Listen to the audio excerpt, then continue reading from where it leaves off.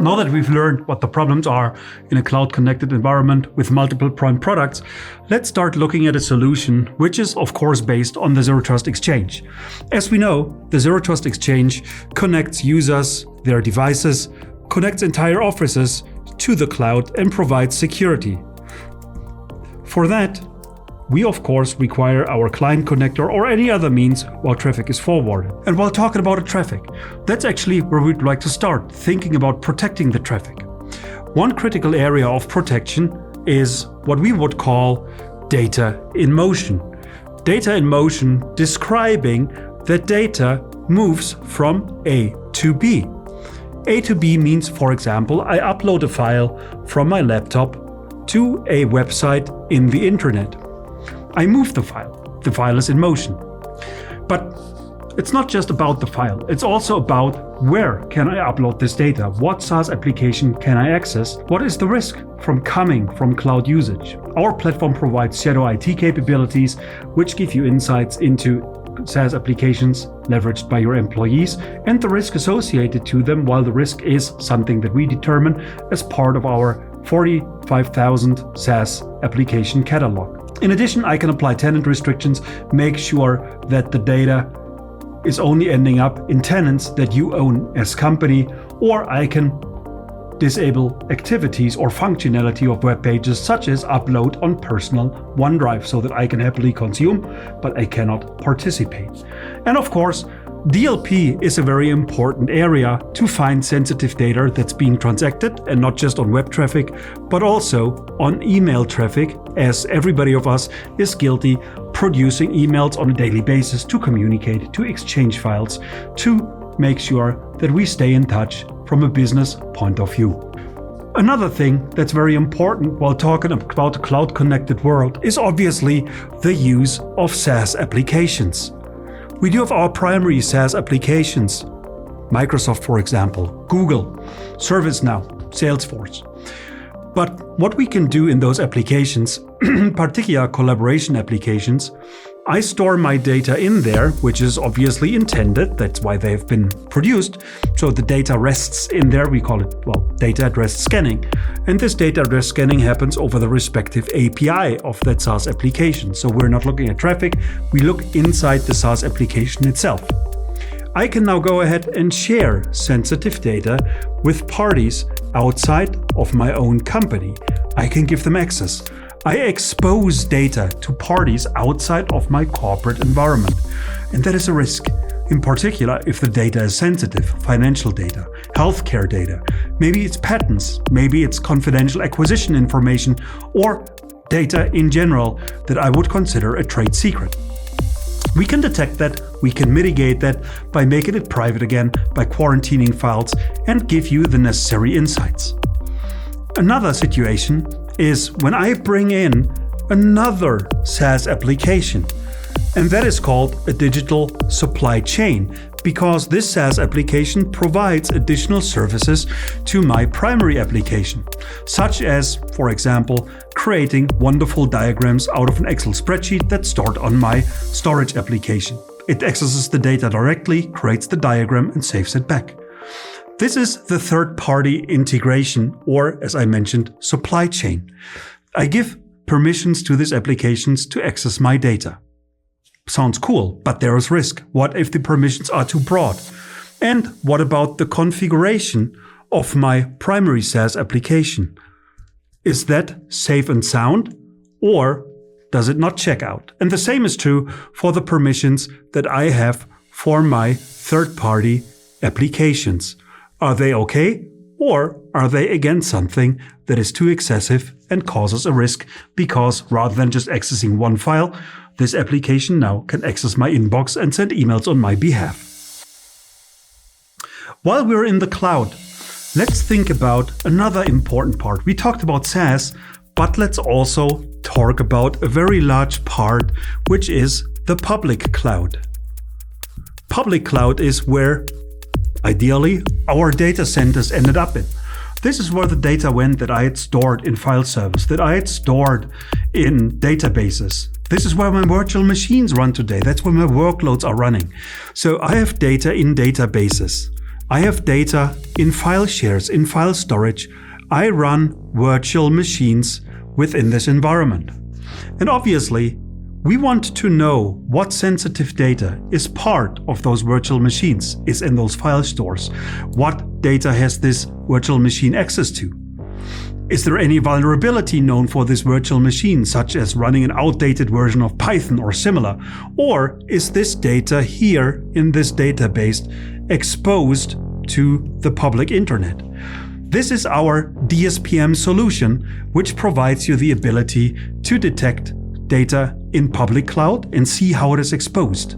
But this solution also covers a very relevant area, which is AI security, or more importantly, security and detection for LLMs that are used in the public cloud environment, giving you the ability to see, well, first and foremost, what's being used, who is using it, what data is in the LLMs. Is it sensitive data? Are those exposed LLMs? Is there a risk coming from the LLMs itself?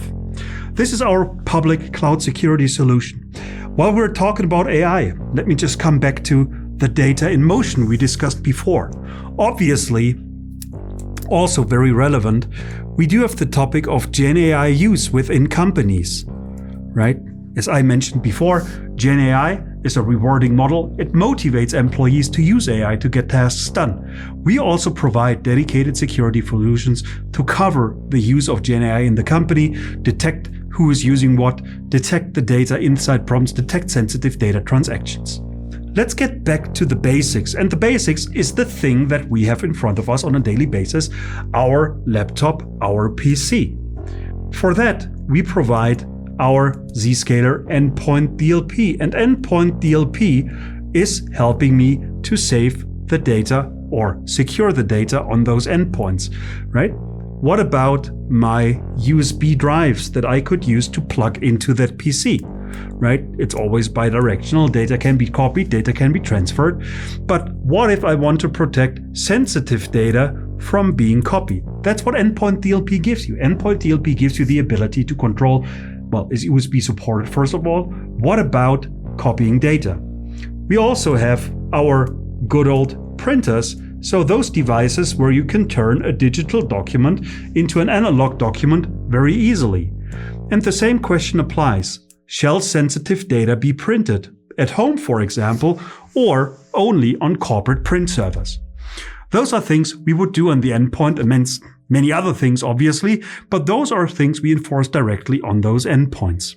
One thing that's equally important, and I called it very carefully at one point in time when I explained it, the palm tree functionality, you're going to see why, is secure access for unmanaged devices, right? For third-party access, or just in general, BYOD situations.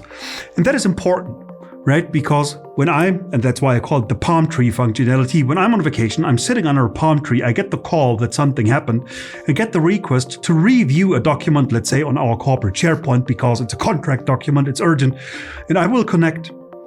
All I have is my personal tablet. In this case, I should not be allowed to go directly to my OneDrive. I need to have a safe access method. And that's what this solution provides. So essentially, it will use our cloud browser or our Zero Trust browser to create a safe connection through the Zscaler infrastructure based on browser isolation technology, which then allows you to access your SaaS applications through our infrastructure with the ability to apply all the security controls. The key question is, am I prepared to handle what I'm going to see? And the instrument to do that are the DLP incidents. A DLP incident is a description of the DLP violation, so to speak. It gives me the ability to forensically analyze what has happened. I have access to the file itself. I can involve the user and the manager of the user in order to investigate what happened. Hey, Michael, why did you upload this file? Oh, it was because I needed to do that for a business meeting or a business workflow. All right. Hey, Michael's manager, do you agree with Michael? If the manager agrees, then this would be an improvement to our policy. Or, If the manager disagrees, then this would not be a false positive, then this would be a nice hit, and the manager is now responsible for talking to Michael in order to make sure this doesn't happen again. The product here at Zscaler that we use to provide that's our workflow automation product, which gives administrators the ability to handle those incidents, and not just handle them, but also, when you look at the name, have automated workflows that help on the resolution of incidents. Now, bringing this all together, you see that our cloud platform, the data security platform, handles an amount of different enforcement points with all the relevant areas over which data exchanges can happen. It provides security for data using access control capabilities, using risk-based approaches, leveraging DLP to detect sensitive data in email, in web traffic, on the endpoint, in SaaS, in public cloud, gives you the ability to mitigate exposure of data, checks the configuration of SaaS applications and the permissions that third-party applications might have. It detects LLM usage in public cloud based on Azure or AWS, gives you the ability to see if sensitive data is present, how it is exposed, is the risk to the data in public cloud or in the LLMs. Providing access for third parties or unmanaged devices on the endpoint, making sure that data stays in the boundary of that corporate endpoint, cannot be printed, cannot be copied, cannot be exfiltrated otherwise over endpoint-centric channels.